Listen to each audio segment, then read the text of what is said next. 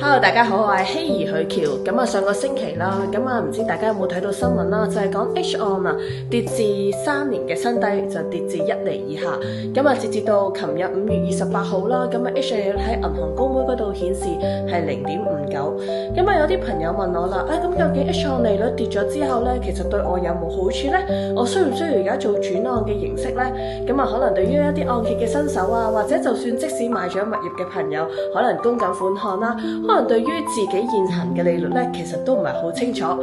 所以今日就想同大家分享一下。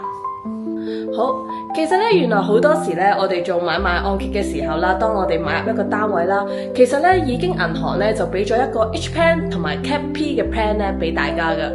所以咧，我哋當對比真係呢一個按揭利率做轉按嘅時候咧，究竟有冇着數啦？我哋就要知道現時嘅按揭利率同埋你過去當時攞到銀行俾你嘅 offer 咧，嗰個差距係啲乜嘢嚟？因為如果大家都有 H 嘅時候咧，其實當 H 一跌嘅時候咧，你都係會受惠嘅。我哋就會係對比翻究竟現時同埋你現在個按揭利率係點樣啦。就好似而家現時大部分銀行按揭嘅利率啦，就係俾 H 加 1.3 Cap P 減2，即係 P 按係 3.5 啦。Cap 係咩意思咧？係封頂。點解銀行咧又會出一個又 H 又 P 咧？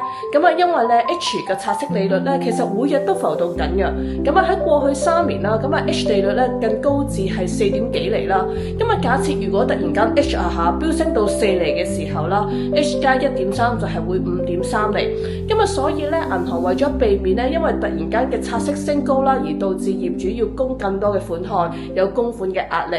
所以咧，好多時佢都會有一個封頂 P 去俾翻一啲客戶咧，係為咗避免突然間拆息升高而導致供款嗰個壓力。如果假設啦 H 就真係等於飆到去4嘅時候啦，即係等於 H 按現時係5.3。如果 P 按當時候仍然係3.5嘅時候咧，兩者揀最低者，就會揀 P 按嚟做一個利率嘅供款。